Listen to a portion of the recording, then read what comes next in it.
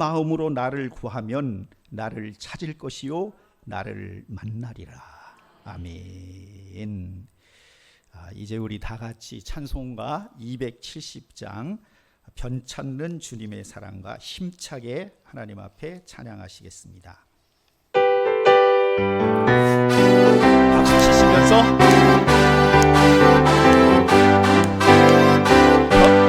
주님의 사랑과 거룩한 보혈의 공로를 우리 다 찬양을 합시다. 주님을 만나볼 때까지 예수는 우리를 깨끗해 하시는 주시니 그의 피 우리를 눈보다 더 희게 하셨네.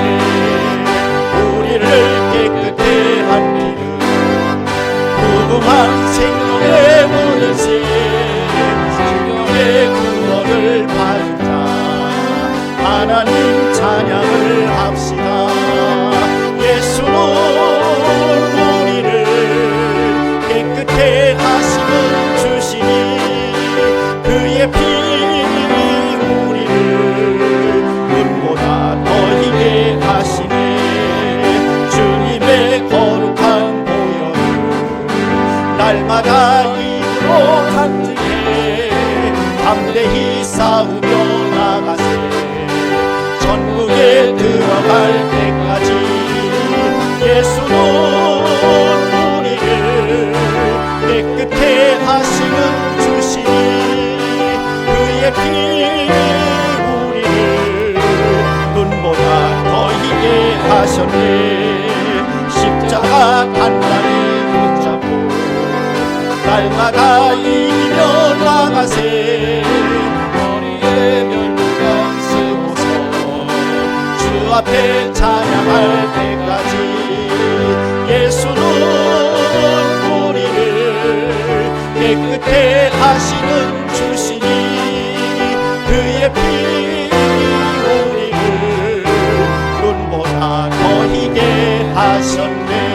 예수는 우리를 깨끗해 하시는 주시니 그의 피 우리를 눈보다 더 희게 하셨네. 아멘. 이 시간에는 우리 베델교회를 섬기시는 황재현 목사님 나오셔서 기도 인도해 주시겠습니다.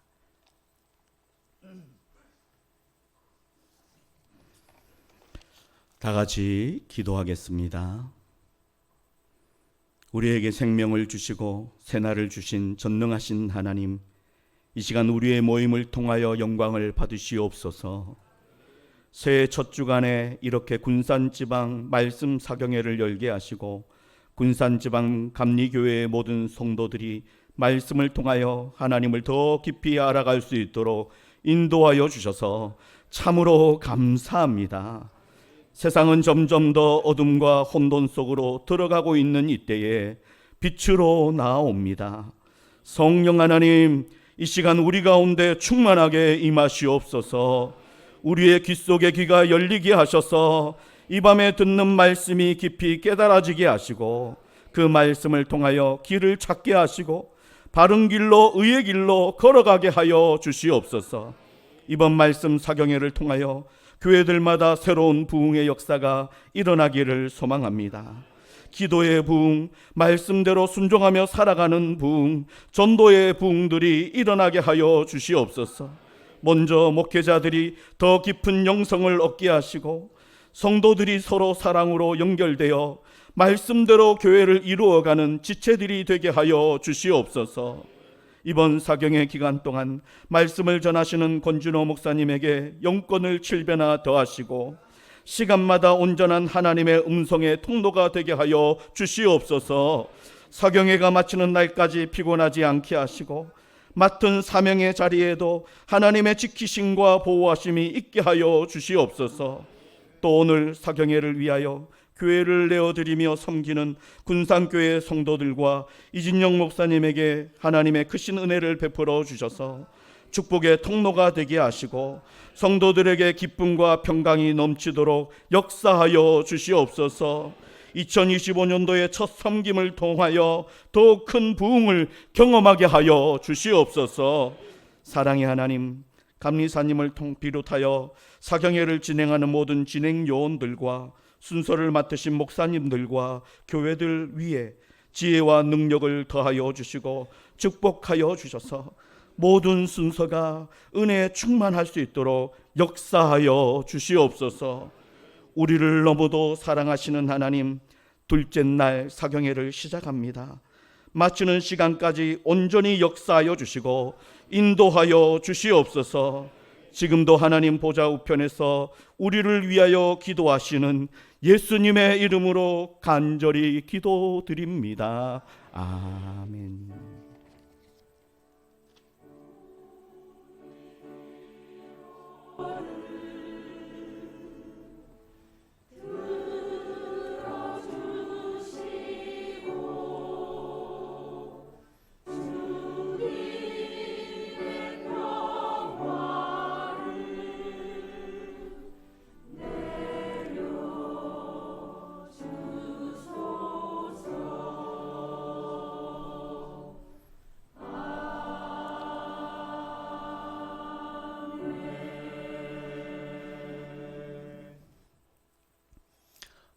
이 저녁에 우리에게 주시는 하나님의 말씀은 두 곳입니다. 로마서 3장 23절 말씀부터 28절까지 말씀과 누가복음 16장 19절 말씀부터 25절까지 말씀입니다.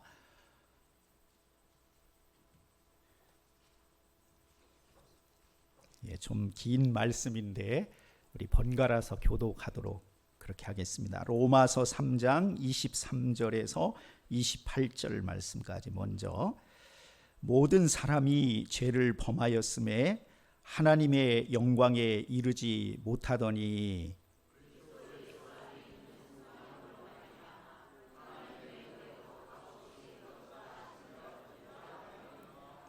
이 예수를 하나님이 그의 피로서 믿음으로 말미암는 화목제물로 세우셨으니 이는 하나님께서 길이 참으시는 중에 전에 지은 죄를 관과하심으로 자기의 의로우심을 나타내려 하심이니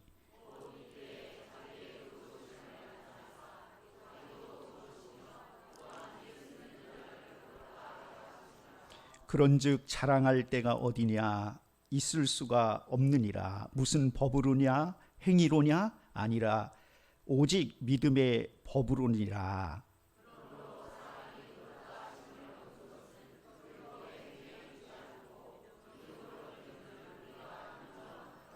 아멘. 우리 또 한 곳 성경 말씀 누가복음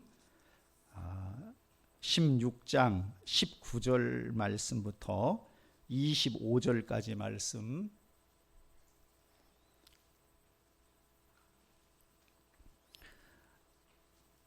번갈아서 봉독하겠습니다. 누가복음 16장 19절에서 25절까지 말씀입니다. 한 부자가 있어 자색 옷과 고운 베옷을 입고 날마다 호화롭게 즐기더라.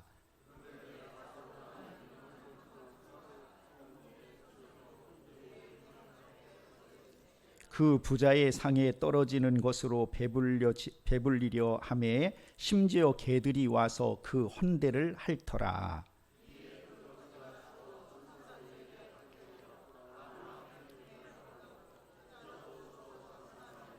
그가 음부에서 고통 중에 눈을 들어 멀리 아브라함과 그의 품에 있는 나사로를 보고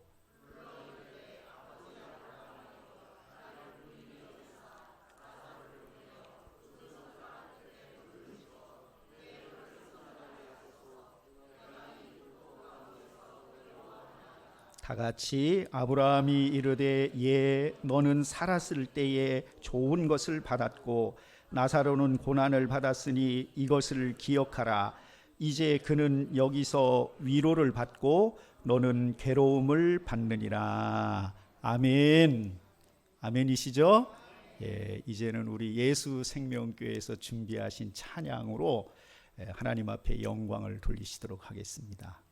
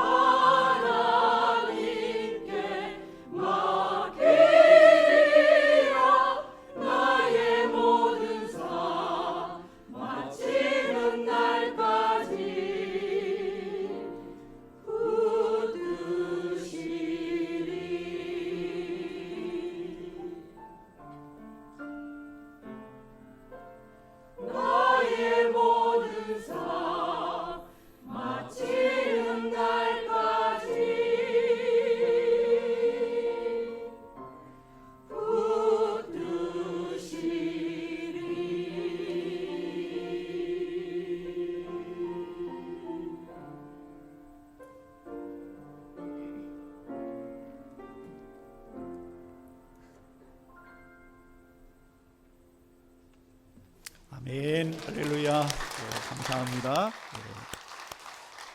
이제 강사 목사님 나오셔서 봉독한 두 곳의 말씀을 중심해서 오직 복음으로 믿음을 새롭게라는 제목으로 말씀 선포하실 때에 큰 은혜가 되시길 바랍니다. 드리신 예물 위해서 또 축복 기도도 해주시겠습니다.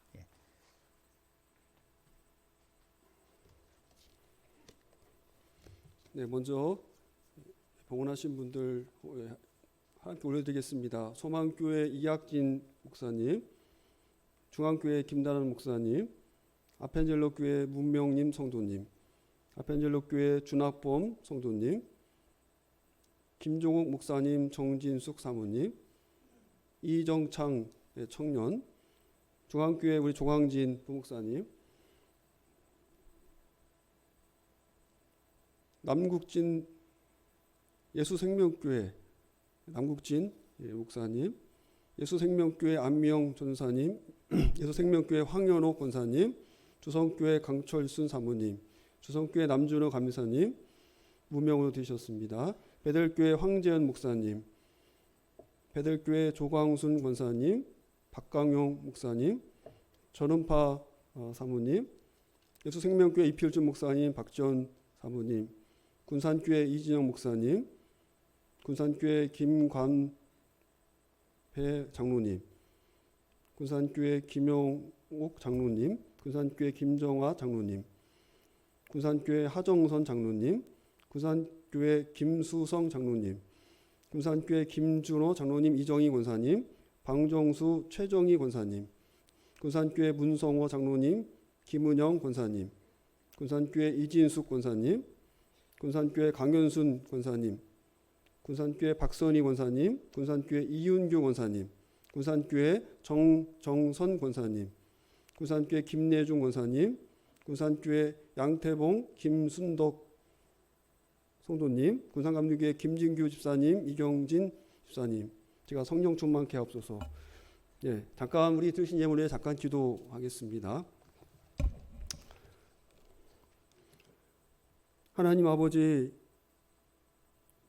말씀으로 역사하시는 하나님, 오늘 들려주시는 하나님의 말씀을 통해 우리의 영과 혼과 골수가 쪼개지게 하시고 지금부터의 우리의 신앙생활이 하나님과 동행하는 복된 신앙이게 하옵소서.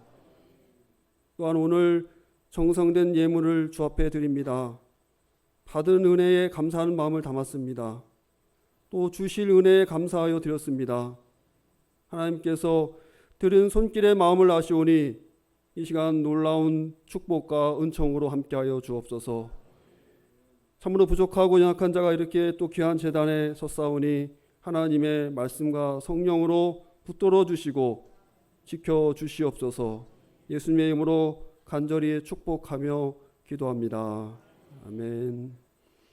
오늘 성가 은혜로운 찬송 예수 생명교회 성가대에게 정말 감사를 드리고, 예배 전에 준비 찬송하는 교회는 어디신가요? 군산교회. 맞죠? 군산교회. 어제도 굉장히 은혜스러웠는데 어제 말씀을 제가 떨려서 못했습니다.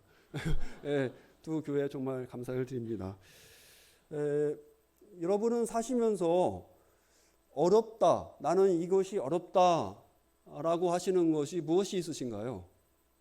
제가 사지선다형으로 문제를 내겠습니다. 1번 직장생활, 2번 자녀교육, 3번 인간관계, 4번 고독과 외로움.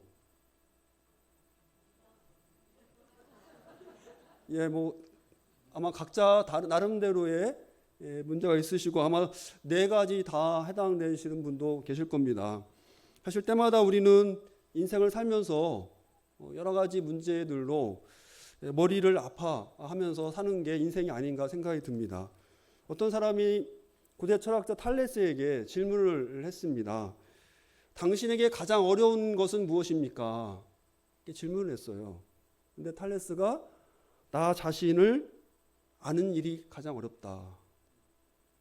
다시 또 질문했습니다. 가장 쉬운 일은 뭡니까? 뭐라고 했을까요?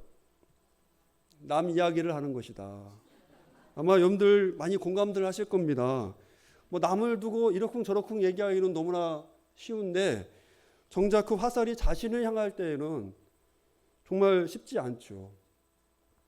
특히 오늘 요즘같이 바쁜 시대에는 더더욱 그런 것 같습니다. 자기 자신을 돌아볼 새 없이 앞만 보고 달리니까 정작 내가 누구인지, 내가 무엇을 좋아하는지, 내가 어떤 상태에 있는지 자기를 잘 알지 못하고 사는 경우가 많습니다.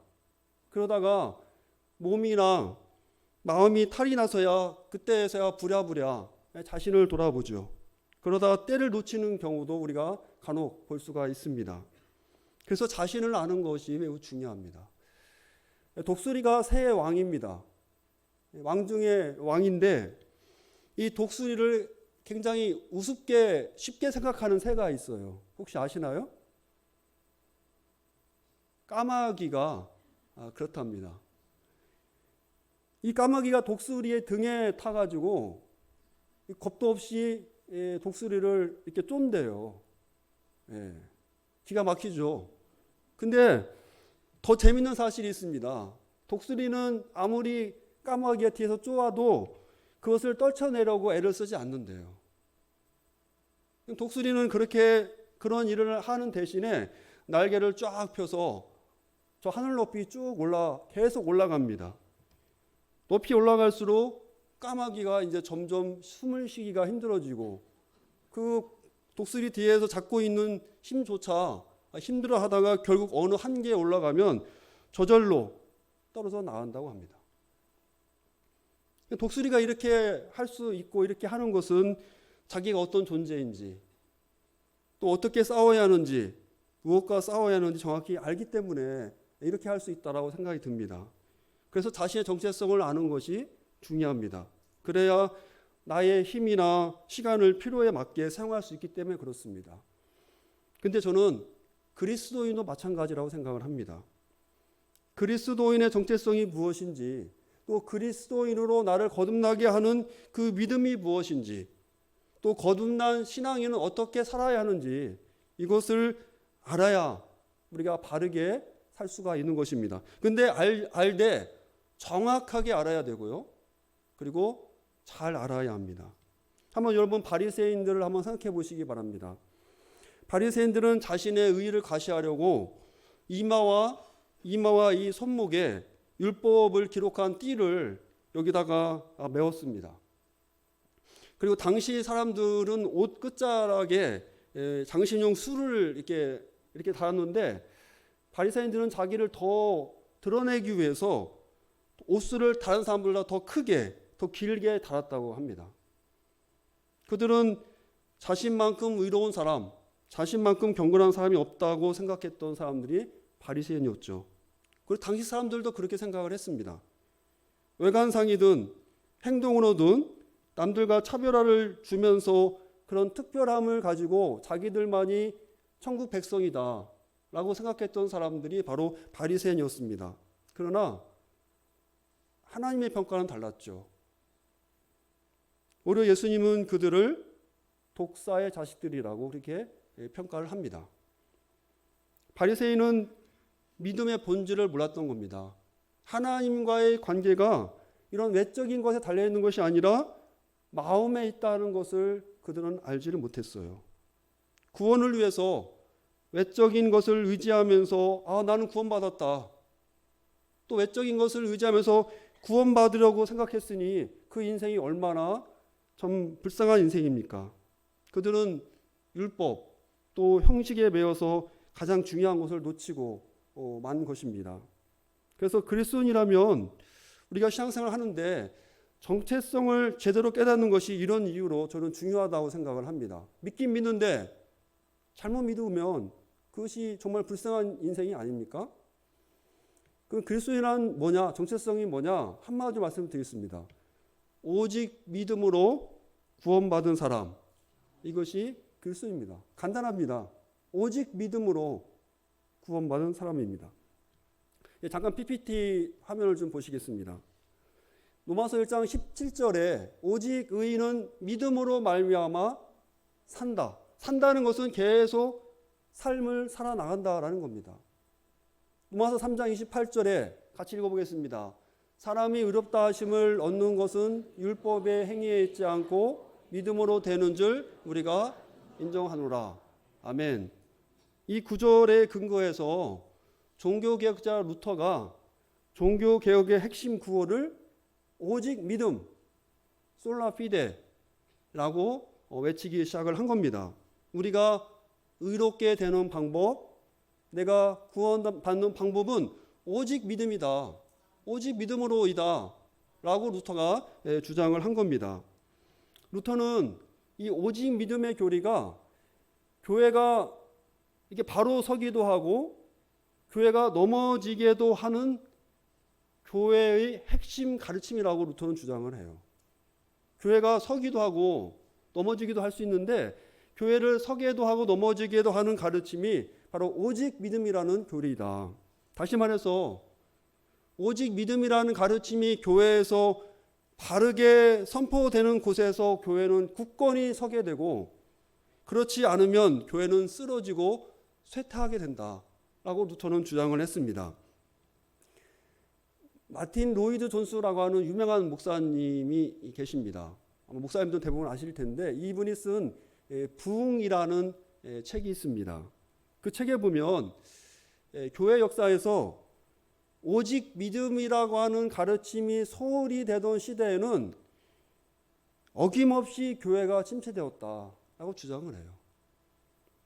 교회의 존재의 의미가 사라진 듯한 그 시기, 교회라는 것이 별 의미가 없는 것처럼 보이는 그 시대를 보니까 예외 없이 오직 믿음이라는 가르침이 부인되거나 가려지거나 무시당했다는 것입니다.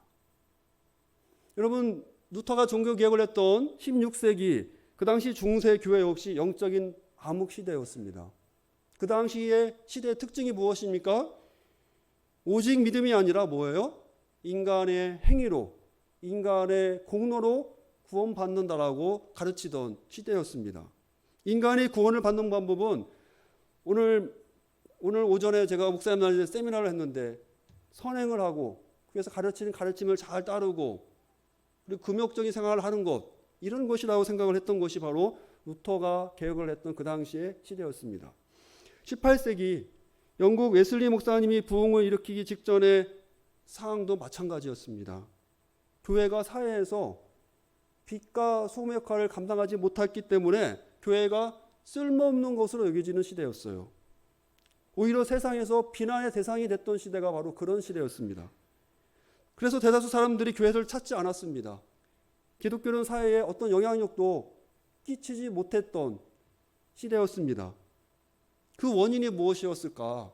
이 로이드 존스 목사님이 말씀하시기를 오직 믿음이라는 그 기독교의 가르침이 그 당시 교회에서 제대로 가르쳐지고 있지 않았다라고 주장을 합니다.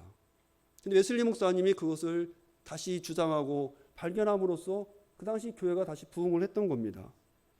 사랑하는 성도 여러분, 여러분의 개인의 신앙 회복 또 교회의 부흥을 원하십니까? 제가 감히 말씀드릴 수 있는 것은 내 개인의 신앙 회복과 교회의 부흥의 방법은 오직 믿음입니다.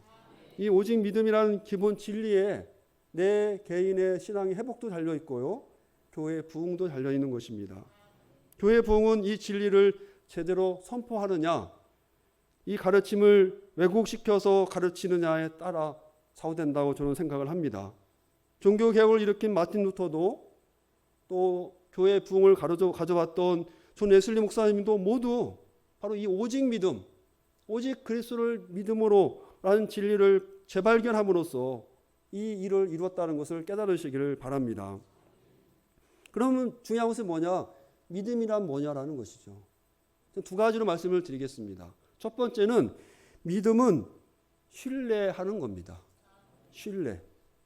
내가 믿는 대상을 내가 의지하고 신뢰해서 그거에 따라서 내가 행하는 것, 이것이 믿음입니다. 제가 예를 들겠습니다. 한 사람이 강을 건너려고 그래요. 근데 이제 부두에 서 있는데 마치 부두에 한 척의 배가 이렇게 있습니다. 그럼 여기서 그가 취할 행동이 뭘까요? 첫 번째, 저기에 배가 있네? 라고 인정하는 것, 이것으로는 그에게 아무 소용이 없어요. 아무리 배가 있어도 저기 그냥 배가 한 척이 있구나 라고 인정하는 것으로는 그가 그 강을 건널 수가 없습니다. 믿음은 그런 게 아닙니다. 뭐가 있구나 하는 게 아닙니다. 강을 건너려면 어떻게 해야 되죠? 배 쪽으로 가서 배에게 내가 배를 신뢰하고 내 몸을 배에 맡겨야 됩니다. 그럴 때 배를 타고 강을 건너서 갈 수가 있는 겁니다. 여러분, 인생도 마찬가지입니다. 우리가 우리 자신을 하나님 은혜에 맡기지 못하면 우리는 구원받을 수가 없습니다. 로마서 서문에 루터가 이런 말을 했습니다. 믿음은 하나님의 은혜에 대한 살아있고 용감한 신뢰이다. 여기 한번 화면 보시고, 루터의 로마서 서문의 일부분입니다. 믿음에 대한 정의인데 같이 한번 보도록 하겠습니다.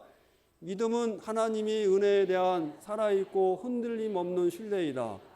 그것은 신앙인이 자신의 생명을 1000번이라도 걸 수 있을 정도로 너무나도 확실하다.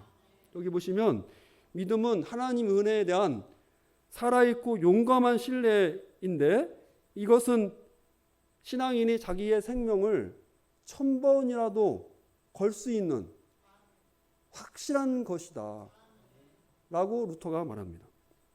여러분, 목숨을 건다라는 말 종종 쓰죠. 어떨 때 씁니까? 그런 말 쉽게 하시면 안 되죠. 여러분, 우리에게 가장 소중한 것은 목숨입니다. 그리고 목숨이라는 것은 한 번밖에 없잖아요. 그죠? 한 번밖에 없습니다. 그래서 우리가 우리 목숨을 거는 것은 사실 쉬운 일이 아닙니다. 정말 내가 이것이 100% 확실해도 저는 목숨을 못 걸어요. 우리는 1000% 정도는 확실해야 우리가 목숨을 걸 수 있는 거 아닙니까? 우리 하나뿐인 인생인데, 그렇죠? 근데 루터가 그 귀한 생명을 1000번이라도 걸 수 있는 확실한 것이 있다라고 주장합니다. 그게 뭐냐면 우리를 향하신 하나님의 은혜라고 말합니다.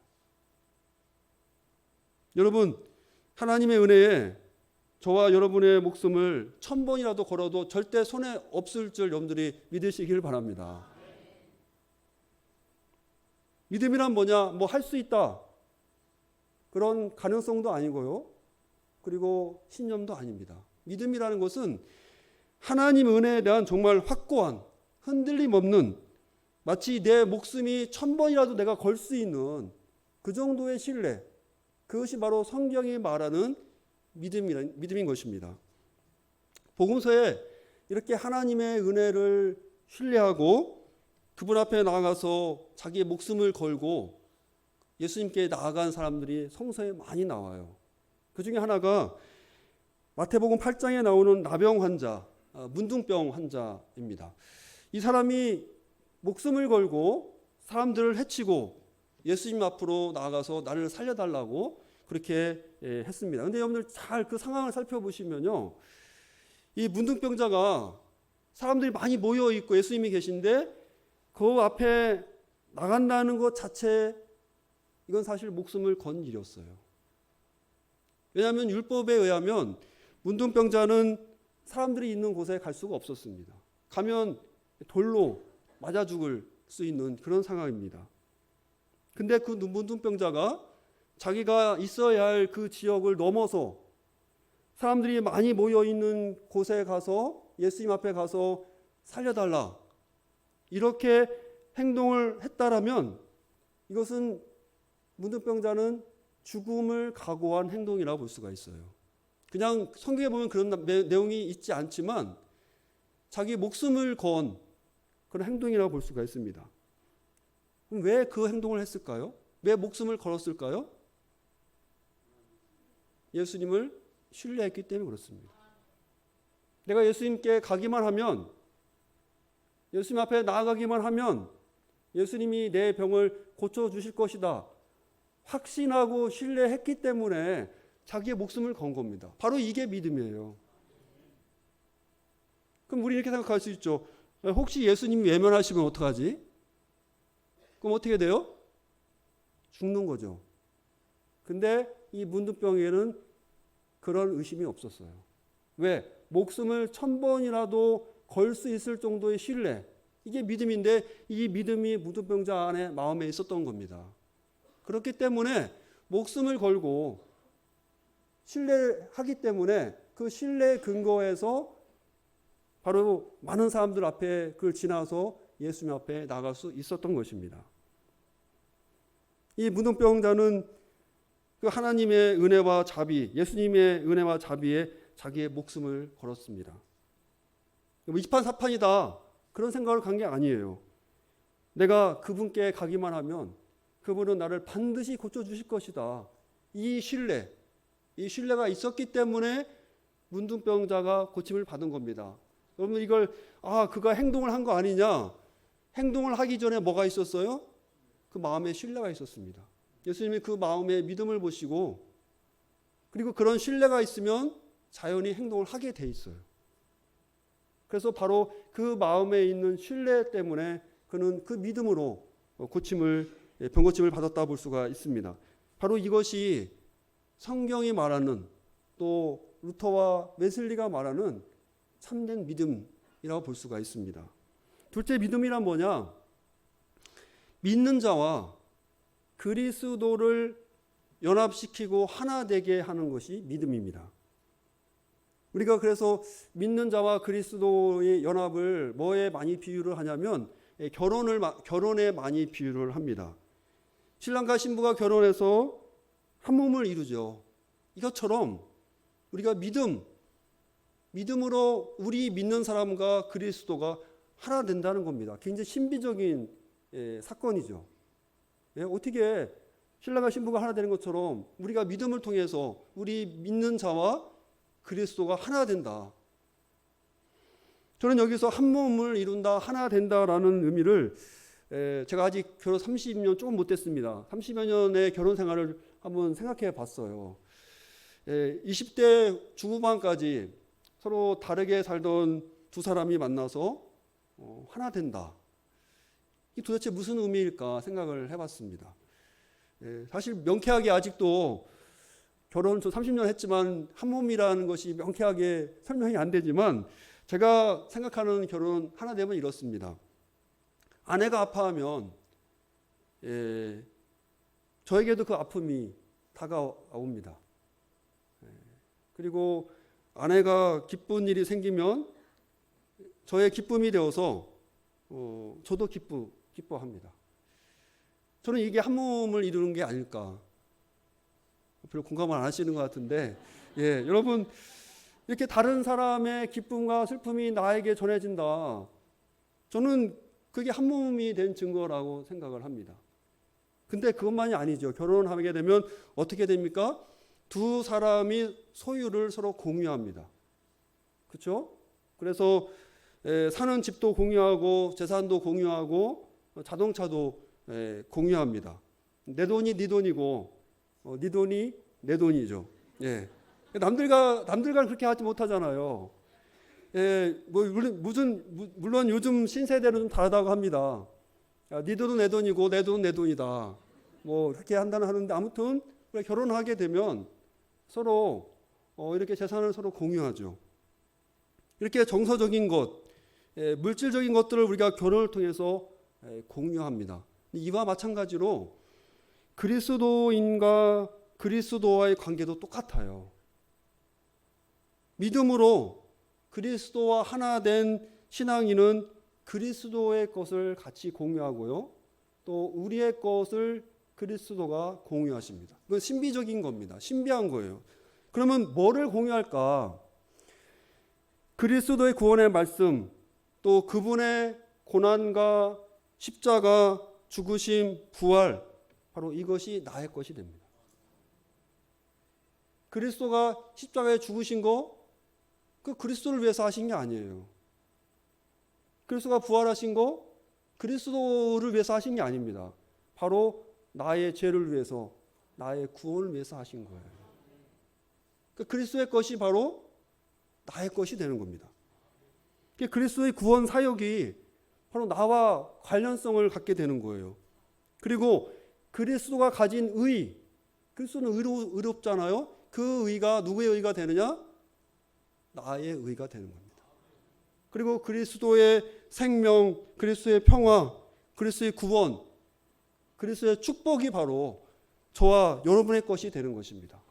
또 반면에 우리는 죄인이에요. 우리가 가지고 있는 죄, 또 고통, 사망, 이게 누구의 것이 되냐? 그리스도가 가져가셔요. 그래서 그분이 내 죄를 위해서 죽으신 겁니다. 그래서 우리가 고난주간 또 그 성금요일 되면 예수님의 십자가를 바라보면서 예수님 불쌍하다 이게 아니라 예수님의 어깨 위에 누구의 죄가 있느냐? 바로 나의 죄가 있는 거예요. 나의 죄를 가져가시고 그분이 십자가에서 십자가의 죽으심을 당하신 겁니다. 죄는 그분의 것이 되어서 그가 우리의 죄를 단번에 삼키십니다. 또 우리가 가지고 인생에 살면서 갖는 걱정, 근심, 좌절, 불안, 두려움, 이게 다 주님이 가져가십니다. 여러분, 이런 신비적인 주고받음, 이런 소유의 공유가 무엇으로 가능하냐? 바로 오직 믿음으로. 오직 믿음으로 되는 것이 얼마나 큰 축복입니까? 여러분, 결혼을 통해서 우리가 행복과 기쁨을 얻듯이 믿음을 통해 이런 축복의 은혜, 또 놀라운 연합의 기쁨을 누리시기를 간절히 축원합니다. 그리스도를 믿게만 하면 그리스도가 가진 모든 것이 우리의 것이 되고 또 우리의 죄와 고통은 정말 그분의 것이 됨을 너무 믿으시기를 바랍니다. 진노와 저주를 받아 지옥에 가는 것이 마땅한 우리에게 은혜로 믿음으로 이런 선물을 신비하게 주셨음을 여러분들 늘 그 사실을 깨닫고 감사하시길 바랍니다. 종교개혁 시대에 그 개혁교회, 루터교가 있고 또 개혁교회가 있는데 개혁교회의 중요한 신앙 고백이 하이델베르크 신조라는 것이 있는데 제60조에 당신은 어떻게 하나님 앞에서 의롭게 되느냐라고 하는 부분에 대한 해설이 있습니다. 그 부분을 한번 같이 화면을 보시고 의미를 생각하시면서 천천히 읽어보시겠습니다. 시작. 오직 예수 그리스도에 대한 참된 믿음으로만 됩니다. 비록 내가 하나님의 모든 계명을 어겼고 그중 단 하나도 지키지 않았으며 여전히 모든 악에 대한 성향이 있다고 나의 양심이 고소하지만 하나님께서는 나의 공로와 상관없이 순전히 은혜로 의로움과 거룩함을 선물로 주십니다. 하나님께서는 마치 나에게 죄가 전혀 없고 또한 내가 죄를 짓지 않은 것처럼 실로 그리스도께서 나를 위해 이루신 모든 순종을 내가 직접 이루신 것처럼 여겨주십니다. 오직 믿는 마음으로만 나는 이 선물을 받습니다. 아멘. 예, 맞습니다. 우리는 죄인이라 하나님이 기뻐하시는 일을 하나도 하지 못한 그런 죄인이었습니다. 그런데요, 하나님께서 우리를 죄가 없는 사람처럼 봐주신다는 거예요. 그리고 그리스도가 하신 일을 마치 내가 한 것처럼 뭘 통해서? 믿음을 통해서 그렇게 봐주신다라고. 그래서 우리가 구원을 받는 겁니다. 내가 무슨 공로가 있어서 구원받는 게 아니라 바로 믿음을 통해서 우리가 구원을 받는 것입니다. 제가 예를 하나 듣겠습니다. 여러분이 회사원이라고 가정을 하겠습니다. 근데 여러분의 직속 상관이 어떤 큰 계약, 엄청난 계약을 이뤄냈어요. 정말 엄청난 그 이익이 되는 계약을 얻어냈습니다. 근데 이제 그걸로 회장님 앞에서 얘기를 하는데 그 계약을 따낸 것이 자기 자신이 아니라 바로 여러분이다. 이 사람이 했으니까 이 사람에게 승진도 해주고 보너스도 주고 휴가도 주십시오. 이렇게 한다면 여러분들 마음이 어떻겠습니까? 자기가 했는데 여러분의 상사가 했는데 여러분이 했다라고 하면서 여러분을 상을 주고 보너스를 주고 승진시키라. 얼마나 기쁘시겠어요. 반대로 여러분들이 회사에서 엄청난 손해 맺는 계약을 맺었어요. 근데 여러분의 직장 상사가 회장에게 가서 이 실수 내가 했으니까 나한테 벌 주라 라고 한다라면 여러분들 마음이 다행이죠. 그죠? 예. 여러분, 바로 이러한 일. 예? 이걸 루터를 뭐라고 하냐면 즐거운 교환이라고 얘기를 합니다. 나의 최악의 것은 하나님이 다 가져가시고 최상의 것은 나에게 주시는 거 얼마나 즐거워요. 루터는 이걸 즐거운 교환이라는 말을 썼는데 맞습니다, 여러분. 이 일이 바로 믿음으로 이루어지는 거예요. 최상의 것은 우리에게 선물로 주시고 최악의 것은 가져가시는 것입니다. 여러분, 이런 일을 기억하시되 더불어 내가 주님 은혜 안에 있게 된 것은 저나 여러분의 의의가 1도 돌아가지 않았음을 우리가 온전히 기억해야 됩니다. 온전하게 하나님의 은혜와 자비하심으로 되었다는 사실 또한 우리가 기억을 해야 됩니다.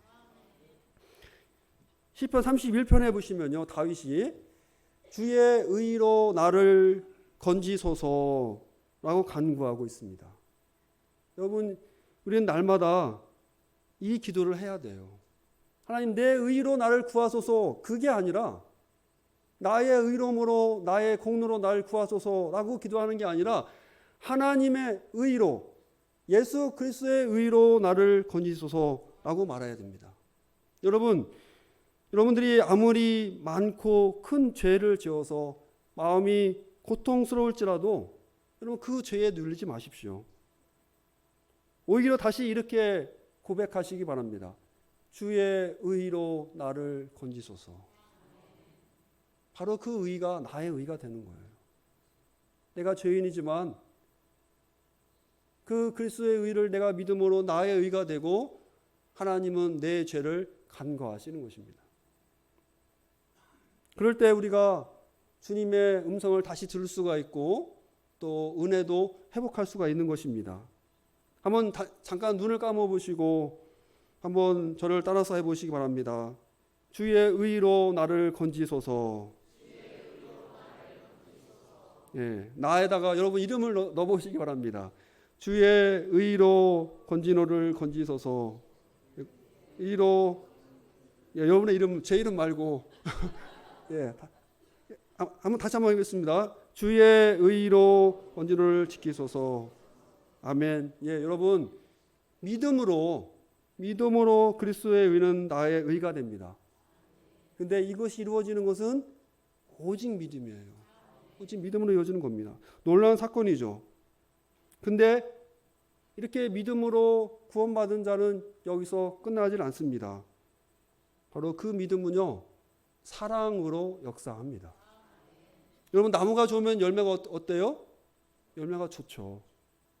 믿음으로 우리가 구원을 받으면 그 사람은 사랑의 열매, 믿음의 열매를 맺게 돼 있어요. 나무가 좋은데 열매가 나쁘다, 이건 있을 수가 없어요. 정말 이 성경이 말하는 믿음으로 내가 구원을 받으면 그 사람은 믿음의 열매를 맺게 돼 있습니다. 왜 그러냐? 믿음에는 성령이 역사하시기 때문에 그렇습니다. 믿음은 하나님이 우리 안에서 역사하시는 것이거든요. 내가 믿겠다 해서 되는 것이 아니라 하나님께서 내 안에서 이루어내시는 것이 믿음이고 그 믿음 안에서 성령님이 역사하시기 때문에 우리가 변화가 일어나고 내 영혼이 새롭게 되고 하는 역사가 일어나는 것입니다. 그래서 오늘 제가 그 두 번째 읽은 말씀, 부자와 나사로, 잘 아시는 말씀일 겁니다. 이걸 통해서 도대체 믿음이 있는 사람의 특징이 뭘까? 도대체 믿음과 열매는 어떤 관계가 있을까? 그 부분을 남은 시간 좀 여러분 같이 은혜를 나누고자 합니다. 부자를 먼저 보겠습니다. 부자는 자색 옷과 고운 베옷을 입었다라고 말씀합니다. 오늘날 말하면 명품이에요, 명품. 명품으로 몸을 치장하기를 좋아했던 사람이 부자였습니다. 이 부자는 부자였기 때문에 좋은 집에 살았겠죠.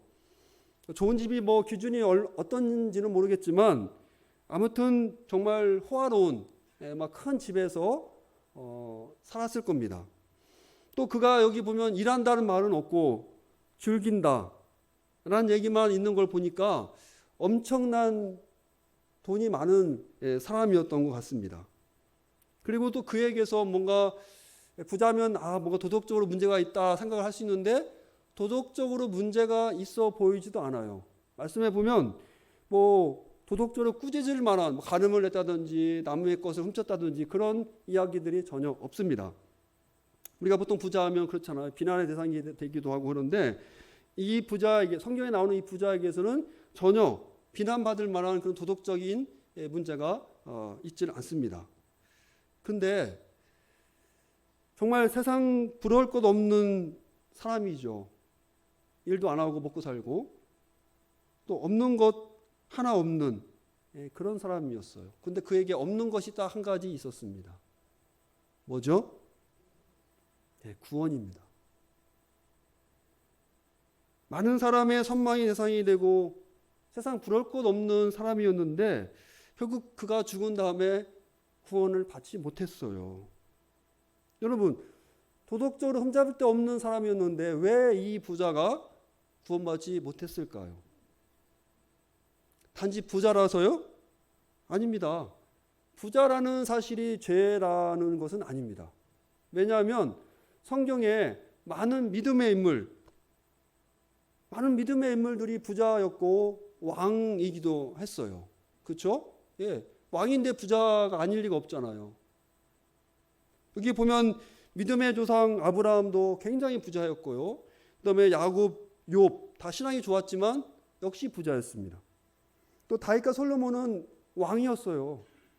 정말 세상에서 누릴 수 없는 부를 가졌던 사람이 바로 다윗과 솔로몬이었습니다. 근데 왜 오늘 말씀에 나오는 이 부자의 경우는 무엇이 문제였을까? 지금 바로 말한 다윗이나 솔로몬이나 아브라함이나 야곱과 욥 이런 사람들과 무슨 차이가 있었을까요? 그 문제는 바로 부자의 마음에 있었습니다. 그 부자의 마음은 오직 재물에만 꽂혀 있었다라고 볼 수가 있습니다. 부자는요, 재물을 얻으려고 힘썼고 재물을 불리는 데에만 관심을 쏟았습니다. 그리고 그 마음의 기쁨, 그 인생의 즐거움은 오직 물질적인 풍요, 또 명예, 세상적인 성공, 건강에만 있었습니다. 그것이 이 사람에게 신이었어요. 그 우상이었죠. 이런 것들이, 세상 것들이 이 부자에게는 우상이었던 겁니다. 이런 모습을 우리가 어디서 유추해 볼 수 있느냐 하면 날마다 그랬다. 날마다 이런 것들을 했다라는 부분에서 우리가 유추해 볼 수가 있습니다. 여러분, 파티를 여는 건 나쁘지 않죠. 근데 파티를 열 때 어쩌다가 아닌 날마다 열었습니다. 여러분, 날마다 하는 일이 뭐죠? 일이죠, 일. 예, 날마다 우리는 일을 합니다. 5일간 일을 하고 열심히 일을 하죠. 그러다가 하루 이틀 정도 쉬면서 뭐 파티도 할 수도 있고 에너지를 충전합니다. 이게 보통 우리의 삶이에요. 그런데 이 부자의 일상은 날마다 파티의 연속이었어요. 날마다 즐기는 삶을 살았습니다. 여기에 이 부자의 관심이 있었고 부자의 인생의 목적이 여기에 있었습니다. 우리가 탐닉이란 말을 많이 씁니다. 탐닉. 근데 어떤 것을 너무 좋아해서 거기에 빠지는 것을 우리가 탐닉이라고 얘기를 하는데 바로 이 탐닉이란 말을 이 부자에게 사용할 수가 있습니다. 부자는요, 세상적인 것에, 세상적인 물질을 탐닉했고 또 쾌락을 추구했고 인생을 즐기는 그런 삶을 살았습니다. 여러분, 믿음의 조상 아까 아브라함, 야곱, 욥, 다윗 모두 부자였지만 그들은요, 재물을 그들의 인생의 기쁨이나 인생의 목표로 여기지 않았습니다. 부자였지만 그들의 인생의 즐거움을 이런 재물에서 찾지를 않았어요. 그리고 이런 재물, 명예가 주어졌을 때 이것이 허락하신 것이 하나님이기 때문에 내가 이 재산과 이 명예와 권력을 하나님의 뜻에 맞게 사용하려고 했던 것입니다. 에스더 2장에 보면 에스더가 왕비가 됐는데 왕비 되려고 하지 않았어요. 그를 쫓아가지도 않았어요. 내가 왕비 하면서 막 우리 감리교회는 뭐가 있잖아요. 그거 하려고 쫓아다니시는 분들 많잖아요. 주자. 근데 에스더는 쫓아가지 않았어요. 근데 원하지 않았는데 하나님의 뜻이었기 때문에 하나님부터 주어진 것이기 때문에 어쩔 수 없이 왕관을 썼습니다.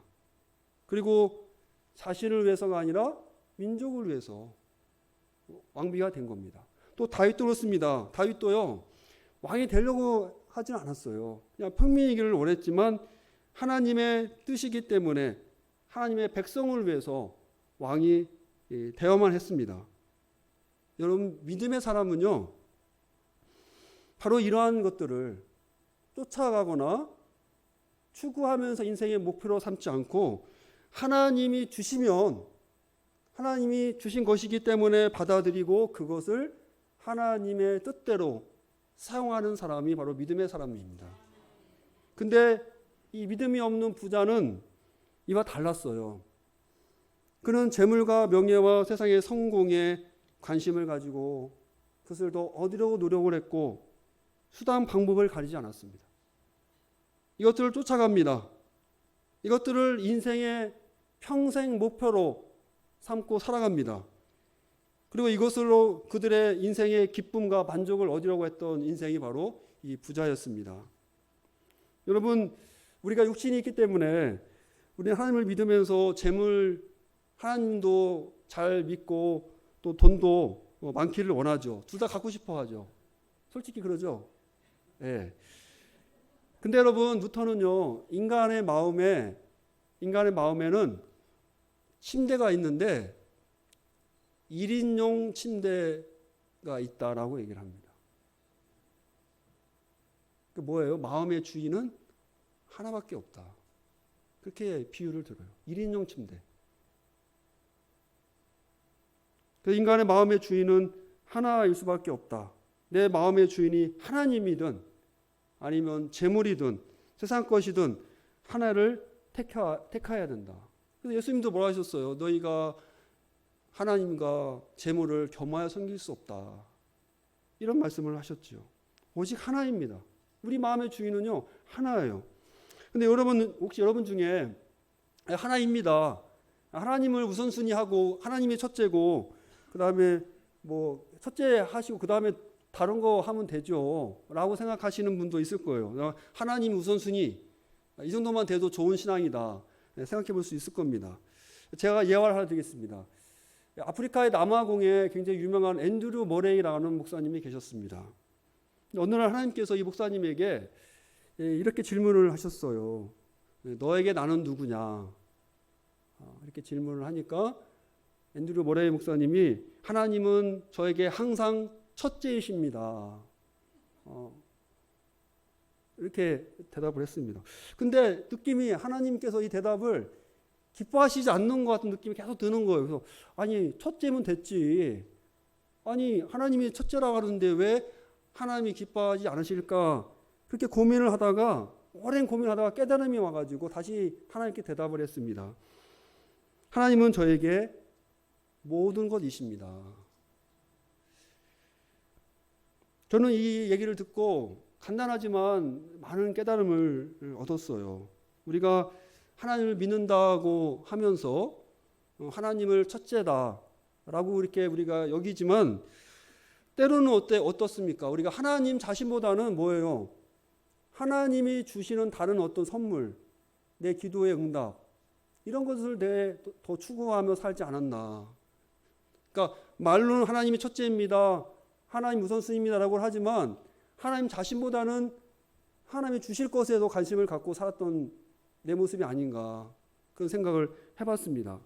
여러분 이런 것은 참된 신앙이 아니죠.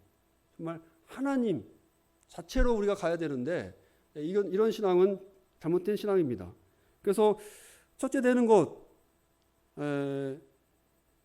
이것만은 얼마나 좋은 일이다 생각해 볼 수 있는데 근데 여러분 사소한 문제 같아요. 전부이다나 첫째나 뭐 차이가 있냐. 근데 첫째라는 것에서는 서열이 있다는 말이 됩니다. 아마 무슨 말씀인지 이해가 안 되실 것 같아서 제가 한번 다시 한 예를 드리겠습니다. 오늘날 여러분의 아내가, 남편분들이 많은 이쪽에 보고 하겠습니다. 여러분들의 아내가 어느 날 남편에게, 여러분들에게 당신에게 나는 어떤 존재야? 이 질문을 하셨어요. 우리 감사님한테 제가. 네. 제가 너무 대답을 알려줬는데. 근데 남편은 대부분 이렇게, 당신은 나에게 언제 첫째지. 이렇게 얘기를 하면 또 우리 아내분들은 만족하고, 언제나 내가 첫째구나. 그렇게 좋아하시면 안 됩니다. 그러더니 남편이 둘째는 미쓰리, 셋째는 미스 김. 이런 의미가 들어있을 수가 있다는 겁니다. 남편분들 조심하십시오. 첫째라고 하지 마시고 모든 거. 그러니까 물론 제가 농담이지만 첫째라고 하는 의미에는 그런 서열이 있을 수 있다. 여러분, 어떻게 보면 하나님과 우리와의 관계는 하나님이 첫째라기보다는 하나님은 우리의 모든 것이라고 볼 수가 있습니다. 참된 믿음은 바로 이렇게 하나님을 나의 모든 것으로 또 내 마음의 침대의 주인으로 그렇게 모시는 것이 참된 신앙이라 볼 수가 있습니다. 근데 예수님도 그랬어요. 너희가 먼저 그의 나라와 그의 일을 구하라. 그러면 너희들이 필요한 모든 것을 주시겠다. 하나님 그런 분이십니다. 내가 하나님 모든 것이라고 해가지고 쫄딱 망하게 하는 게 아니라 우리와 하나님과의 관계는 바로 그런 관계라는 것이죠. 여기 부자를 보면 다시 부자의 초점을 보겠습니다. 이렇게 부자의 삶의 열매, 그의 인생, 그가 세상에 돈을 쫓고 재물을 쫓아가는 그런 삶을 통해서 우리가 부자의 마음을 엿볼 수가 있습니다. 여러분, 예수님도 그랬죠. 열매를 보고 나무를 알 수 있다. 이 부자의 이 삶의 열매를 보고 우리가 부자의 마음을 읽어내야 됩니다. 그 마음은 어떨까요? 바로 그 마음에는요, 은밀한 죄, 바로 불신앙이 자리 잡고 있다고 볼 수가 있습니다. 어떻게 할 수 있을까요? 여러분, 정말 그 부자의 마음에 성경이 말하는 참된 믿음이 있었다라면 그의 마음은 마냥 이런 것들을 추구하면서 이런 것들을 인생의 목표로 삼고 인생의 즐거움으로 삼지는 않았을 것이라는 것입니다. 여러분, 믿음은 하나님만을 바랍니다. 믿음은 하나님만을 기쁨의 대상으로 여기고 하나님이 기뻐하시는 것만을 최고의 목표로 삼아요. 근데 부자는 그렇지 않았죠. 왜 그러냐? 그의 마음에 믿음이 없었던 것입니다. 그의 마음에 하나님에 대한 믿음이 없었기 때문에 그 마음에는 하나님이 아니라 세상 것으로, 세상의 재물과 명예와 세상 것으로 가득 차 있었다고 볼 수가 있습니다. 그러면 하나님을 즐긴다는 것이 무엇일까? 하나님을 즐거워한다. 그것은 바로 하나님이 우리의 즐거움의 대상이 되어야 된다는 말입니다. 그럼 한번 제가 여쭙게요. 여러분의 즐거움의 대상은 무엇인가요? 여러분, 누구를 생각할 때 즐거우시죠? 대답을 못 하십니까? 여러분이 힘들 때 혹시 누군가의 사진을 보면서 힐링하신 적이 있으실 겁니다. 보통은 가족 사진을 우리가 꼽죠. 그 젊은이들은 아이돌 사진을 눈에 띄는 곳에 붙여놓고 위안을 삼습니다. 제가 아는 분이 굉장히 늦동이를 낳았어요. 근데 가끔씩 뭐를 봐요. 자기 늦동이 사진을 보는 거예요. 이렇게 빙긋빙긋 웃어요. 그걸 보면서. 그냥 보기만 해도 좋은 거죠. 그 사람을 즐겁게 하는 거죠. 여러분, 즐거운 사람을 떠올리면 우리가 힘들어도 참게 되고 또 피곤해도 이겨낼 수가 있습니다. 왜냐하면 그 사람이 나에게 즐거움을 주잖아요. 기쁨을 줍니다. 그리고 나에게 삶의 의미가 되고 존재 가치가 되기 때문에 그렇습니다. 저는요, 우리의 믿음 생활, 신앙생활의 동력도 바로 여기에 있다고 생각이 됩니다. 바로 하나님이 우리의 즐거움의 대상이 되어야 하는 겁니다. 그럴 때 하나님이 즐거워지면요, 신앙생활이 즐거워져요. 즐거워지면 어떻습니까?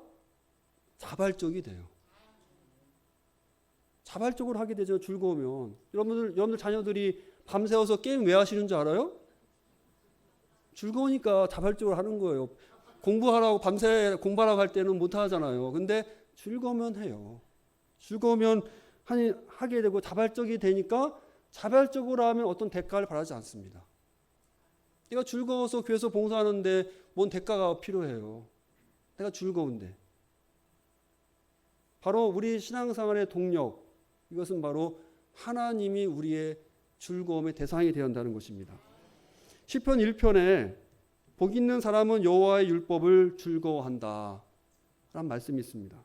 신앙인은 무엇에서 즐거움을 찾아야 한다고 말씀하고 있습니까? 바로 하나님의 말씀입니다. 그래서 말씀을 날마다 묵상하고 그 묵상한 말씀을 붙잡고 그리고 그 말씀대로 정말 그 말씀대로 살 때 그 생활이 바로 참된 믿음이라고 볼 수가 있습니다. 그렇게 사니까 어떻게 복되지 않을 수가 있겠어요. 그래서 복 있는 사람은 여호와 율법을 즐거워한다. 여러분, 하나님의 말씀이 내 안에 있으면 또 그 말씀으로 충만하면 우리의 신앙생활이 즐거워집니다. 그렇게 되면요, 내가 하나님께 드리는 시간, 또 물질, 또 예배, 봉사도 즐거워지는 겁니다. 근데 문제는 이런 즐거움은 내가 갖고 싶어서 가질 수 있는 게 아니에요. 다 갖고 싶죠? 여러분 다 공부 밤새워서 하고 싶잖아요, 학생이. 근데 왜 못하냐? 그게 마음대로 안 되거든요.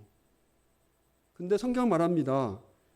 이 즐거움은 하나님이 주시는 것이다.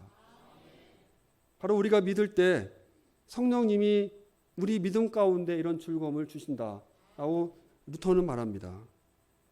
근데 이 부자는요, 불신앙이었기 때문에 세상 것에 마음이 꽂혀서 세상 것으로 즐거워했어요. 날마다 즐거우니까 날마다 즐기면서 인생을 살았는데 왜 그러냐? 하나님이 즐거운 게 아니라 세상 것이 즐거웠던 겁니다. 이게 바로 불신앙 아니고 뭐겠습니까? 근데 이런 불신앙을 증명해 주는 그의 삶의 열매가 있습니다. 우리가 삶의 열매를 통해서 나무를 보면 나무가 어찌한 열매를 통해서 알 수가 있잖아요. 지금 이 부자는 불신앙의 모습입니다. 그럼 그것을 증명해 주는 게 뭘까? 바로 그 불신앙의 삶의 열매는 뭐냐면 이웃에 대한 사랑이 없었다는 것입니다. 믿음이 없는 사람, 그 열매는 뭐냐? 바로 이웃을 사랑하지 않는 겁니다. 부자는 이웃을 사랑하지 않았어요. 오늘 말씀해 보면 가난한 이웃 나사로를 그냥 문 앞에 그대로 두었습니다. 그대로 그를 도울 마음이 전혀 없었어요. 자기가 바쁘면 하인을 통해서라도 도울 수 있었는데 그 부자의 마음에는 이웃을 도와줄 마음이 전혀 없었습니다. 왜 그랬을까요? 하나님의 자비하심에 대한 체험이 없었기 때문에 그래요. 믿음을 통해서 하나님이 나에게 내 죄를 용서하시는 그 자비하심을 체험하지 못했기 때문에 똑같이 이웃의 사랑을 베풀지 못했던 것입니다. 여러분, 하나님의 은혜를 조금이라도 체험하고 하나님의 선하심을 느껴본 사람은요, 이웃의 불행과 고난을 남의 일처럼 여기지 않습니다. 왜냐하면 하나님이 나를 불쌍히 여김을 내가 경험했기 때문에 내 이웃의 어려움을 내가 공감하게 됩니다. 그러나 하나님의 사랑을 느껴본 적이 없는 믿음 없는 사람은 오히려 그 마음이 완고해져요. 완고해져서 자비를 행하지 못합니다. 이웃의 불행을 느끼지 못해요. 그리고 그에 대한 사랑의 마음을 갖지를 못합니다. 여러분, 저는 신앙생활은 연애와 같다고 생각을 합니다. 여러분, 연애 시절 한번 떠올려 보십시오. 오래됐지만 연애 시절 어떻습니까? 내가 좋아하는 사람 마음에 들려고 굉장히 애를 쓰죠. 정성을 쏟죠. 그리고 내 나쁜 습관을 내 상대방이 어떤 모습을 원하면 내 그 버릇도 고치잖아요. 저도 그랬습니다. 저도 되게 소극적인데 아내가 뭐 이렇게 하면 싫지만 아내에게 잘 배우기 위해서 결혼을 해야 하잖아요. 잘 보이기 위해서 고쳤던 그런 생각이 납니다. 분명 어렵고 힘들지만 좋아하기 때문에, 사랑하기 때문에 그렇게 하는 겁니다. 이게 바로 사랑에 대한 당연한 반응입니다. 여러분, 혹시 여러분들이 내가 믿음이 있나? 내 안에 믿음이 있는가를 여러분들이 알고 싶으시다면 나의 마음, 나의 태도를 보시면 압니다. 혹시 내 마음에 하나님에 대한 자발적인 헌신이 있는지 생각해 보시면 됩니다. 몸은 힘들어도 하나님에 대한 마음이 내가 기쁨으로 충만하다면 그건 분명히 그 마음속에 믿음이 있는 겁니다. 주님의 마음을 내가 알려고 막 노력을 해요. 또 주님이 원하시는 것 내가 막 하려고 노력을 합니다. 그럼 분명 믿음이 있는 것이 맞습니다. 주님과 사랑에 빠진 게 맞아요. 왜? 사랑에 빠졌기 때문에 주님이 원하는 것 내가 하려고 노력하고 내 잘못된 거 고치려고 노력하고 헌신하려고 하는 것이죠. 그런데 이러한 믿음이 있는 곳에 성령님이 역사하십니다. 성령님이 믿음과 함께 우리 안에 계셔서 믿음의 열매를 맺게 하시는 겁니다. 그래서 성령님이 우리의 마음을 변화시키고 또 새롭게 하셔서 선행할 수 있는 마음을 저에게 주시고 또 행할 수 있는 능력도 허락하시는 겁니다. 근데 불신앙, 믿음이 없는 것은 이웃을 섬기거나 사랑하지 않습니다. 이웃의 처지를 돌아보지 않고 그를 불쌍히 여기는 마음이 없는 사람, 이 사람은 믿음이 없는 사람이 맞습니다. 바로 부자가 그랬어요. 부자는 전혀 이웃에 대한 사랑의 마음이 없었던 인물입니다. 그는요, 자기 집의 개보다도 더 자비가 없는 것처럼 보여요. 걔는 어떻게 했습니까? 걔는 나사로에게 가가지고 그의 종기를 핥기라도 했어요.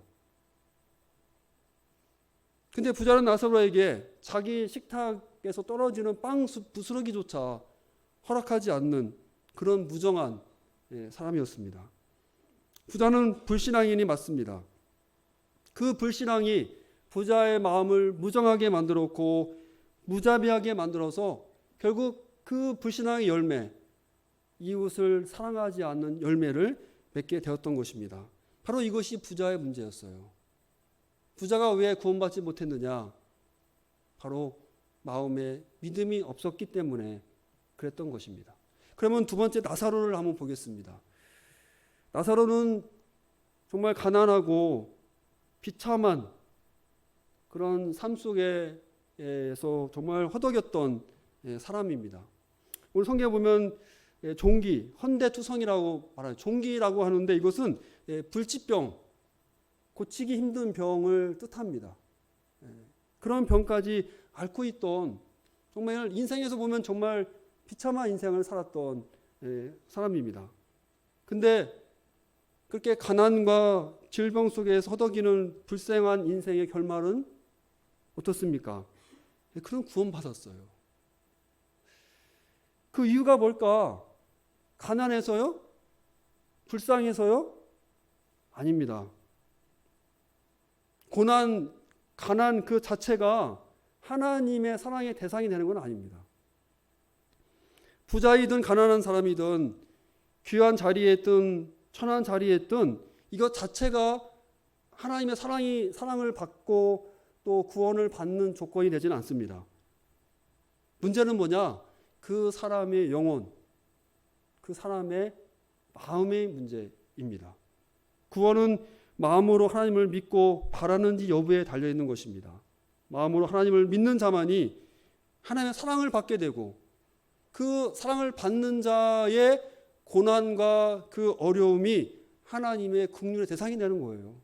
그냥 불쌍하다고 가난하다고 하나님이 불쌍히 여기는 게 아닙니다.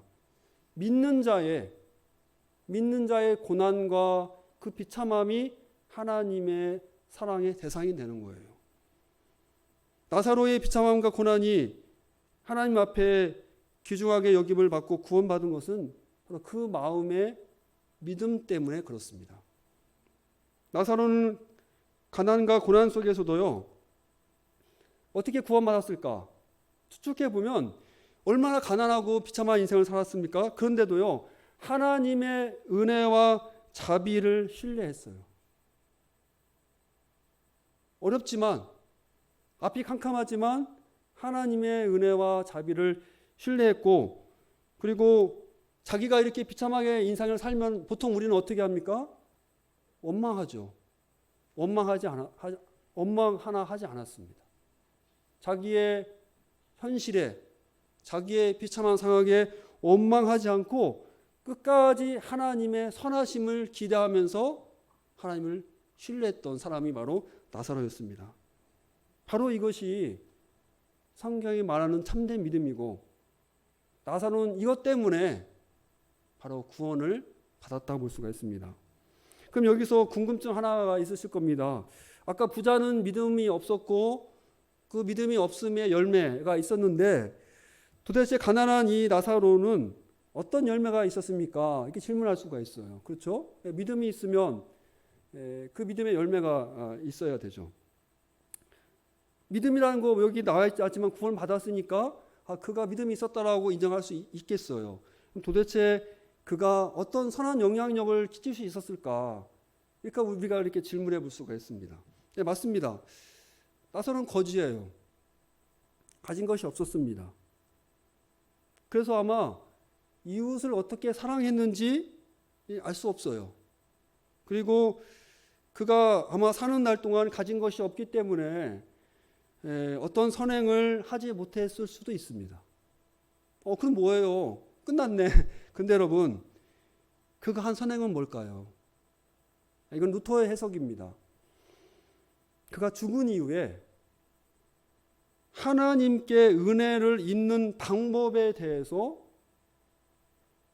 2000년 이후 계속 믿는 자들에게 메시지를 주고 있다는 것입니다. 하나님께 은혜를 받는 방법에 대해서 알려주고 있다는 거예요. 나사로는 자기의 삶, 고난과 배고픔과 종기를 통해서 하나님이 어떠한 분이신지를 우리에게 보여주고 계셨어요.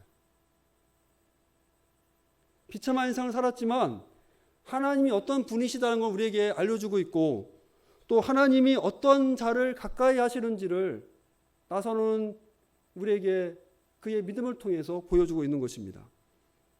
또 그의 삶이 오늘날 고통 속에 있는 많은 사람들을 위로해 주고 있어요.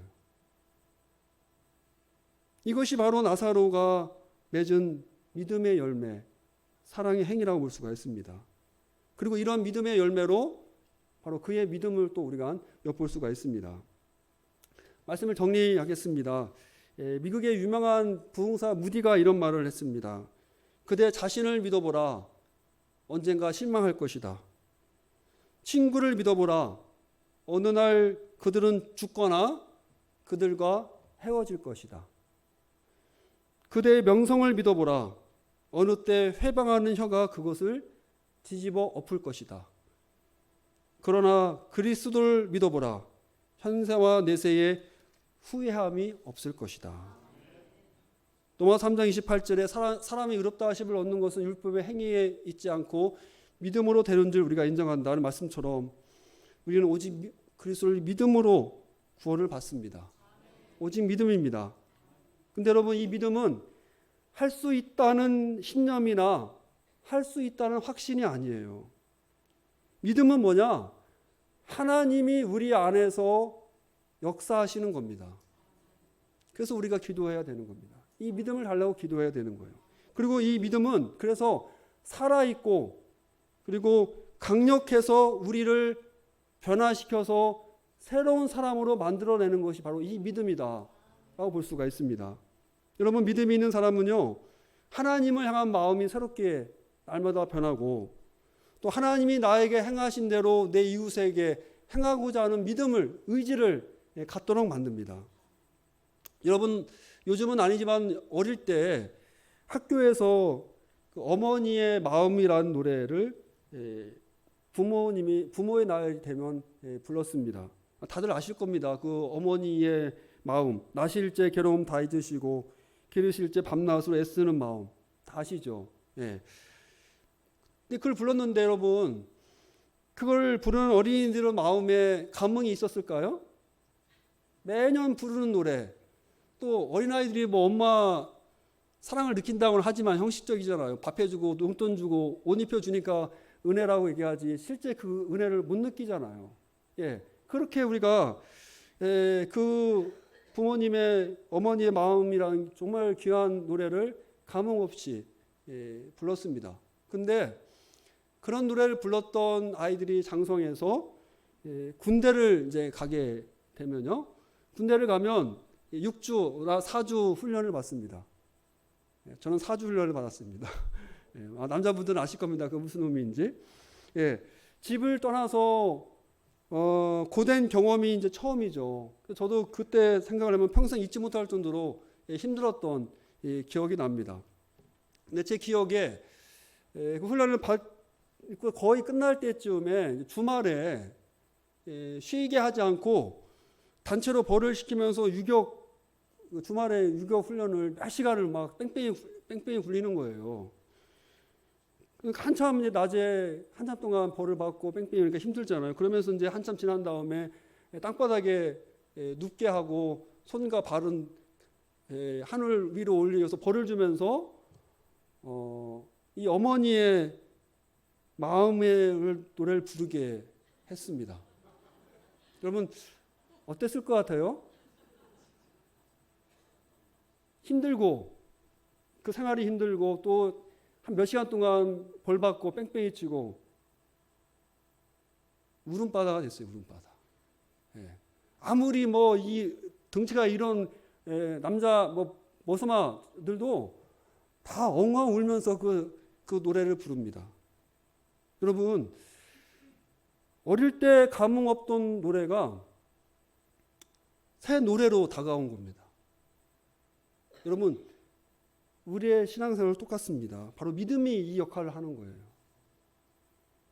하나님에 대해서 무관심하고 무지했던 우리, 별로 관심이 없고 별로 이렇게 노력 안 했던 우리의 마음을 하나님을 향한 새로운 사랑과 관심을 갖게 하고 또 하나님을 향한 열정을 갖게 하는 것, 바로 이것이 믿음입니다. 그리고 하나님 뜻대로 살게 해요. 이 믿음이 왜? 하나님의 강력한 역사이기 때문에 그렇습니다. 여러분은 지금 하나님의 은혜와 사랑을 느끼고 또 체험하고 계십니까? 또 하나님만을 즐거워하고 계십니까? 또 주님의 전을 위해서 봉사하고 섬기는데 정말 기쁜 마음으로 자발적인 마음을 하고 계십니까? 또 여러분들의 이웃 성도들을 정말 내 몸처럼 사랑하고 계십니까? 혹시 그렇지 않으시다면 다시 믿음으로 돌아가시길 바랍니다. 오직 믿음으로 다시 굳건히 서시길 바랍니다. 그러면 그 믿음 가운데서 성령님이 역사하셔서 하나님의 사랑이 여러분 마음에 부어지게 될 것입니다. 그래서 우리로 하여금 하나님을 더 사랑하게 하고 이웃을 더 사랑하게 역사하실 겁니다. 믿음은 우리 인생을 역전시키는 놀라운 하나님의 역사입니다. 현재와 미래뿐만 아니라 과거까지도 새롭게 만듭니다.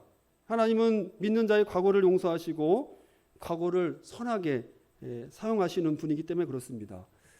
제가 몰랐는데 여기 바로 오기 전에 여기가 군산이잖아요. 군산이 야구로 유명하죠. 야구 좋아하시나요? 별로 안 좋아하시나 보네. 저는 지금 공주에 삽니다. 공주도 야구로 유명합니다.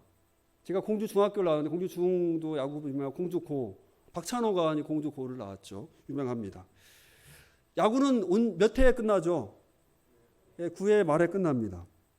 근데 여러분 예를 들어서 9회 초까지 8대 0으로 지고 있던 팀이 9회 말에 득점에 실패하면 게임은 끝나는 겁니다. 지는 겁니다. 그렇죠? 이건 다 아시죠? 8회까지 9회 초까지 8대 0으로 지고 있다가 그 다음에 9회 말에 점수를 못 내면 지는 겁니다. 근데 여러분 만약에 9회에 9점을 얻게 되면 이걸 뭐라고 그래요? 역전. 군산 상고 자랑이 역전이죠. 바로 역전이 되면 그 팀이 9점으로 이기는 거고. 그럼 여러분 보세요. 여기서 바로 그 전까지는 8대 0으로 지고 있던 과거의 시간, 그것이 역전이 되면서 어떻게 됩니까? 의미가 바뀌는 겁니다. 그렇죠? 8대 0으로 졌지만 9회 말에 9점을 내면서 그 과거의 시간이 패배의 시간이 아니라 오히려 지금의 승리를 더 크게 만드는. 그래서 역전승이 늘 재밌고 짜릿하잖아요. 야구는 그거 보려고 보잖아요. 예, 이와 마찬가지입니다. 여러분, 바로 믿음이 그래요. 믿음이 생명이나 사망이나 지금 것이나 장래 것이나 어떤 고난이나 환난이라도 바로 모두 우리의 것이 되게 하고 또 우리가 구원받도록 하는데 도움이 되도록 합니다. 또 모든 것이 합력하여서 선을 이루도록 만드는 것이 바로 믿음인 것입니다. 저 여러분 모두 이 오직 믿음의 진리만을 붙들기를 바랍니다. 그래서 이 오직 믿음으로 여러분들이 성령 충만함을 받아서 여러분들의 신앙이 본질이 회복이 되시고 또 우리의 삶이 변화되고 그래서 우리 교회 또 우리 군산지방의 모든 교회들이 변화되는 그런 복된 삶들이 되시기를 간절히 축원합니다. 이 시간 같이 동성으로 우리 잠깐 기도하시겠습니다. 먼저 우리 개인의 신앙의 회복을 위해서 기도하시겠습니다. 정말 오직 믿음 그 진리를 깨닫게 달라고 기도하시기 바랍니다. 성경이 말하는 그 믿음, 참된 믿음을 달라고 여러분들이 기도하시기 바랍니다. 그래서 그 믿음을 통해서 내가 믿음의 열매를 맺고 사람 삶을 살게 하려고 기도하시기 바랍니다. 두 번째는 우리 교회의 부흥을 위해서 기도하겠습니다. 여러분, 교회가 바로 서야 나라의 희망이 있습니다. 교회에서 오직 믿음이라는 가르침만 제대로 선포될 수 있도록 교회가 바로 서도록 여러분들이 기도하시기 바랍니다. 셋째는 나라와 민족을 위해서 기도하겠습니다. 정말 이 나라 하나님의 정의가 이 땅에 실현될 수 있도록 기도하시기 바랍니다. 먼저 그리스도인이 먼저 회개를 하야겠습니다. 바른 믿음과 바른 믿음의 열매를 맺어서 나라와 민족이 변화되게 해달라고 같이 주여 한번 부르시고 통성을 기도하시겠습니다. 주여 아버지 믿습니다. 하나님 아버지 신앙도 하나님 말씀을 통해서 아버지 역사하시는 아버지 믿습니다. 하나님 말씀을 볼 때 저희 마음속에 아버지 믿음을 허락하여 주셔서 저희들의 아버지 신앙이 회복될 수 있도록 하나님 역사하여 주시옵소서. 아버지에게 하나님 역사하는 믿음이 우리 마음속에 생기를 원합니다. 아버지 믿음이 아버지 안에서 역사하게 하여 주시고 믿음을 통하여 하나님 아버지 저희들이 믿음의 열매를 맺고 아버지 하나님 역사에 나갈 수 있는 저희들 되기를 간절히 원합니다. 저희에게 믿음을 허락하여 주시옵소서. 아버지 역사님께 믿음을 허락하여 주시고 하나님 아버지 구원을 믿는 역사를 허락하여 주시고 아버지를 변화시키고 새롭게 역사하시는 그런 믿음의 역사를 저희에게 허락하여 주시기를 간절히 원합니다. 또 하나님 아버지 교회에 대해서 기도합니다. 아버지 교회에서 하나님 아버지 믿음의 교리가 아버지 바로 서게 하시고 아버지 믿음의 교리가 바로 전달되게 하여 주시며 우리 믿음의 교리가 아버지 교회의 믿음의 교리가 바르게 아버지 전달될 수 있는 될수 있도록 하셔서 하나님 아버지 우리 한국교회가 아버지 통하게 하시고 바로 서게 하시고 아버지 분되게 하여 주시옵소서. 하나님 아버지 이 마음을 아버지 구사하여 주시기 원합니다. 이 나라 민족이 아버지 사람께 아버지 바로 설 수 있도록 하나님 아버지 역사하여 주시옵소서. 아버지 아비주님이 아버지 웃기 물러가고 하나님의 정의가 이 땅에 세워지기 원합니다. 아버지 하나님 저희가 있는 데 오셔서 아버지 하나님 여기 바로 설 수 있도록 인도하여 주시옵소서. 여기 얘기하기 원합니다. 아버지 영을 넣어주시옵소서. 저희를 통하여 하나님 아버지 애들 아버지를 되게 하시고 아버지 하나님 정말로 은혜가 충만한 아버지 시간 될수 있도록 하나님 아버지 역사에 주시길 간절히 원합니다. 아버지 하나님 여기까지 말씀을 감사드립니다. 아버지 하나님 여기까지 통하여 주시고 하나님 한도 오늘 정말 충만한 역사에 주시고 분노나 붙잡아 주셔서 하나님 아버지 주님이 정말은 믿음으로 돌아가는 모든 믿음의 역사가 일어나는 아버지 시간이 되게 하시고 아버지 교회가 되게 하시고 아버지 날짜가 될 수 있도록 하나님 아버지 역사하여 주시옵소서. 마지막까지 주께서 인도하시옵소서.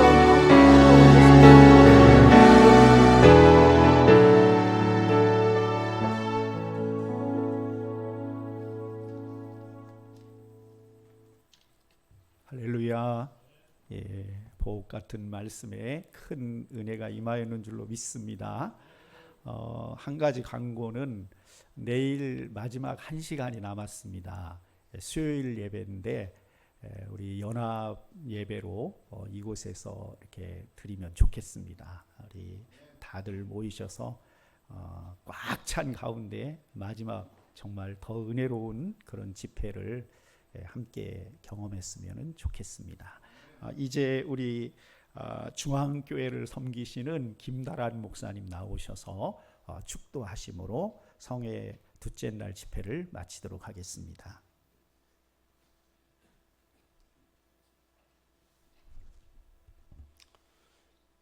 지금은 우리 구주 예수 그리스도의 구원의 은혜와 하나님 아버지의 극진하신 사랑하심과 성령님의 도우심이 오늘 주의 말씀을 통하여 저희들의 믿음을 새롭게 하여 주시고 2025년을 믿음으로 살기를 결심하며 이 성전을 나서는 우리 군산지방 모든 성도들과 교회 위에 주님의 은총이 영원히 함께하옵기를 간절히 축원하옵나이다. 아멘.